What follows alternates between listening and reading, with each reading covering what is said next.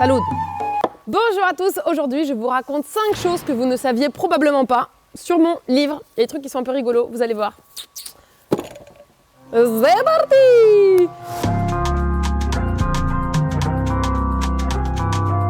Number 1, il y a caché sur la couverture un petit dessin qui a été fait non pas par ma graphiste mais par ma fille. Et oui, quand elle était toute petite, le premier soleil qu'elle ait jamais dessiné, un tout petit soleil tout mignon, je l'avais gardé et j'avais demandé à ma graphiste de le recopier et de l'intégrer sur la couverture. Vous pouvez le voir, il est là.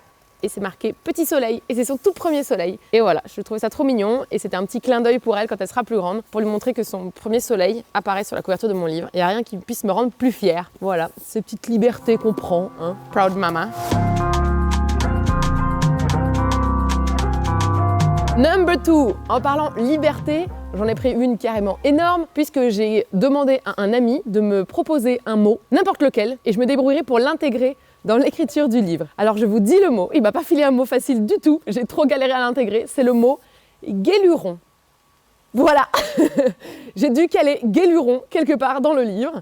Alors je vous invite à essayer de retrouver ce mot et de me donner le numéro de la page en commentaire. Le premier qui a réussi à trouver, franchement, respect, parce que c'est pas facile. En tout cas, au moment où j'ai fait relire le livre à mes bêta-lectrices, elles m'ont toutes dit « T'es sûre que tu veux mettre ce mot-là, à cet endroit-là » J'étais là « Oui, je suis désolée, c'est un défi, c'est un challenge, je peux pas dire non. » Donc voilà, il y a le mot guéluron planqué dans le livre. Ça, c'est vraiment cool parce que c'est le genre de petite liberté qu'on peut prendre quand on travaille en auto-édition. Je pourrais pas du tout le faire si j'avais travaillé avec une maison d'édition, mais en auto-édition, on peut faire ce genre de truc un peu fifou, c'est ça qui est vraiment cool. Et d'ailleurs, c'était une des raisons pour lesquelles, malgré les quelques propositions que j'avais reçues, j'avais choisi de faire ce projet de livre toute seule. Parce que je me suis dit, allez, moi je suis un peu fofolle, j'aime bien faire des trucs fous, j'aime bien mettre des textes parfois un peu limite, avec des blagues un peu cheloues sur les photos. Je voulais mettre des photos pleines pages, je voulais avoir un gros livre, il fait presque 1 kilo les gars. Et ça, les maisons d'édition, elles ne trouvaient pas que c'était forcément un projet très intelligent. Mais moi, j'avais envie de faire mon truc quoi.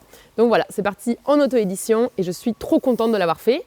D'ailleurs, si vous voulez retrouver toutes les étapes de l'auto-édition, j'ai vraiment tout raconté en toute transparence, même au niveau des coûts, au niveau du temps, au niveau des stratégies. J'ai fait un article de blog qui est à disposition si des fois vous ou certains de vos amis ont des projets d'écriture de livres en auto-édition. Et cet article, c'est vraiment là pour vous retracer tout mon parcours et cette aventure de fou. Il est hyper long l'article, mais il est hyper enrichissant pour des gens qui veulent faire ce genre de projet. Number 3, la préface. Alors quand on écrit un livre, il est de tradition, je ne sais pas pourquoi, de demander à quelqu'un qui a un niveau supérieur d'écrire une préface pour introduire, recommander votre livre. Et si c'est quelqu'un d'un peu connu, c'est cool parce que du coup, ça donne confiance au lecteur. On se dit, cette personne que je connais recommande ce livre. Parfait, je vais aller le lire. Moi, je ne savais pas du tout à qui demander une préface parce que c'est un livre assez personnel qui parle d'hydroponie. Il n'y a pas tant de personnes que ça qui parlent d'hydroponie. Au début, j'avais naturellement pensé à William Texier, qui est un peu notre mentor depuis le début de ce projet, mais il intervient déjà à l'intérieur du livre, alors ça faisait un petit peu redondant. Du coup, on a un groupe Facebook avec tous les gens qui sont déjà venus en formation chez nous, sur lequel j'ai posé la question, à votre avis, à qui est-ce que je pourrais demander une préface de livre? Et en fait, j'ai choisi une des réponses que l'un de vous m'a proposée. Quelqu'un m'a dit, demande à Jean-Martin Fortier, c'est une star internationale du monde de la microferme, t'as rien à perdre, tu peux toujours lui demander. Et moi, dans les commentaires, ceux qui sont sur le groupe, vous pouvez aller regarder, j'étais là, mais non, mais impossible, le gars, il est fan du bio, de la culture en pleine terre, c'est mort, il est hyper connu, jamais il fera attention à moi. Mais bon, j'ai quand même tenté le truc, j'ai envoyé un petit mail en disant, voilà, j'ai ce projet de livre, voici la vidéo de présentation du livre. Et, truc de dingue, il m'a répondu, il m'a dit vas-y, ok, on s'appelle. Donc moi je suis quand même un peu une fangirl de Jean-Martin Fortier, donc j'étais là, et il m'appelle, et le gars, mais un truc de dingue, il est tellement sympa, il est tellement gentil, c'est une crème, il est tellement humble, enfin c'est vraiment une inspiration de fou. Au téléphone il m'a dit merci d'avoir pris le temps de prendre mon appel, j'étais là, quoi ? Comment ça, tu me remercies moi? J'étais là, il était en train de, je crois, de récolter ses carottes ou un truc comme ça pendant qu'il appelait et tout. Enfin bon, trop sympa. Et il a dit, oui, même si c'est pas dans la terre, je trouve que le projet est intéressant, que ça donne une autre vision des micro-fermes, ça peut ouvrir les esprits, ton approche est chouette, vas-y, je t'écris ta préface. Et du coup, il a quand même pris le temps, c'est un énorme travail, de lire le manuscrit pour pouvoir écrire la préface. Parce que tu préfaces pas un livre sans l'avoir lu. Donc c'est quand même un énorme quantité de temps investi, donc pour ça je suis hyper reconnaissante et j'arrive toujours pas à y croire quoi. Donc rien que l'ouverture d'esprit du gars, le temps qu'il a pris, sa disponibilité et sa bienveillance à l'égard de mon livre qui est quand même quelque chose d'un peu touchy pour lui, il prend des risques à préfacer un livre comme ça. Donc je me suis dit waouh mais c'est trop une inspiration quoi. Et voilà, et quand je me serai grande je vais être Jean-Martin Fortier. C'est ce que je me suis dit.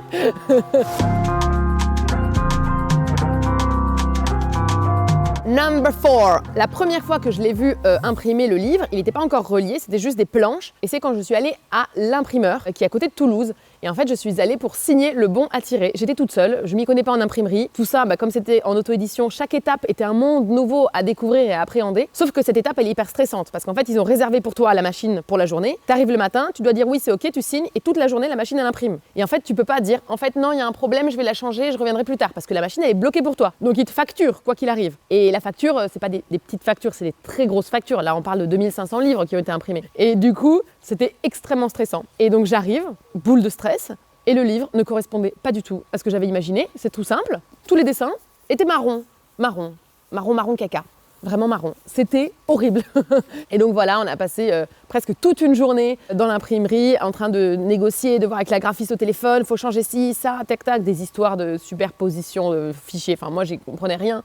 Mais j'étais là, non, mais on va y arriver, on va travailler en équipe, on va y arriver. Et finalement, on a réussi à faire presque tous les changements qui étaient nécessaires de faire. J'ai dû faire des petits sacrifices sur des petits points. Mais à la fin de la journée, c'était bon, ça avait été imprimé. Et aujourd'hui, il est magnifique. C'est pas un projet économique. Souvent, on me demande, est-ce que je peux le retrouver chez mon libraire? Eh ben non, en fait, il est en vente que sur mon site internet. Déjà, d'une part, parce que je ne voulais pas le mettre en vente sur Amazon, parce que c'est contre mes valeurs. Et ça, je m'y tiens, même si je sais qu'économiquement, c'est pas forcément le plus intelligent pour moi. Et d'autre part, comme c'était vraiment un projet de vie, j'ai pris des décisions qui sont pas forcément optimum en termes de frais. C'est-à-dire que j'ai choisi de travailler sur du papier recyclé, ce qui coûte beaucoup plus cher que sur du papier normal. J'ai choisi de rémunérer justement les gens avec qui j'ai travaillé, que ce soit graphistes, photographes, etc. Et même au niveau de l'envoi, j'ai choisi de travailler avec des emballages qui soient compostables au lieu de prendre des enveloppes papier bulle plastique qui étaient beaucoup moins chères. Bref, c'est plein de petites décisions mises les unes à la suite des autres qui ont fait qu'en fait le projet économiquement, il me rapporte presque rien. Et quand on travaille avec des librairies, on doit faire des rabais pour les librairies d'environ 30%. Et en fait, je peux pas parce que sinon, chaque livre vendu, je perds de l'argent. Donc c'est pour ça que vous pouvez pas le trouver chez votre libraire. C'est pas que je l'aime pas, votre libraire, je suis désolée.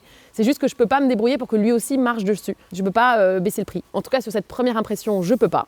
Mais comme on en a déjà vendu plus de 1500 sur les 2500 imprimés, donc en moins d'un an, ce qui est dingue, peut-être que sur la prochaine impression, j'aurai de la marge et je pourrai le proposer en librairie ou sur des sites internet qui sont dédiés justement aux auteurs auto-édités. Pour l'instant, c'est seulement sur mon site web. Désolée, c'est comme ça. Et c'est amené à la poste, à vélo, par ma maman, qui répond d'ailleurs à vos petits mails quand vous avez des questions, et qui le pose à la poste 2 fois par semaine pour que vous l'ayez dans les temps.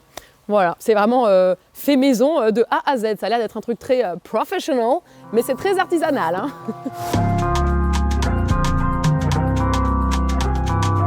Number 5. Le livre est truffé d'erreurs. Voilà, breaking news.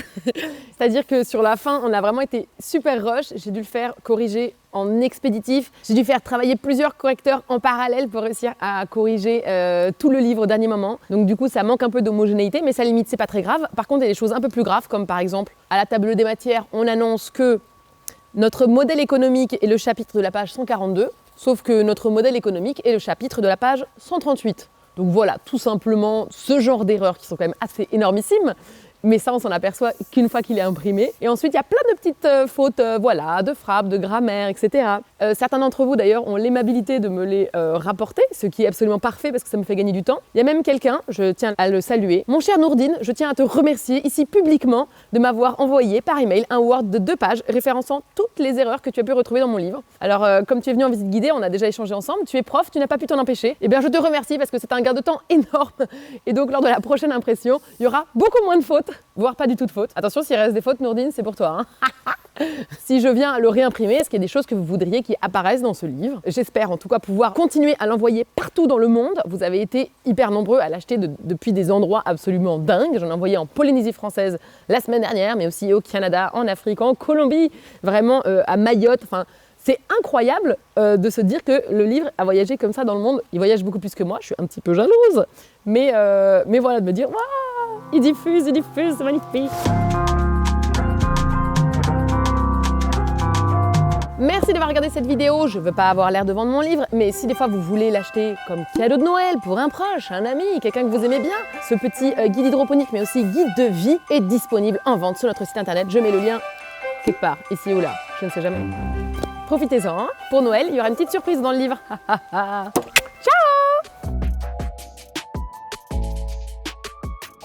Waouh! Oh, ah, je veux des O et des A. Des dahlias, sublime.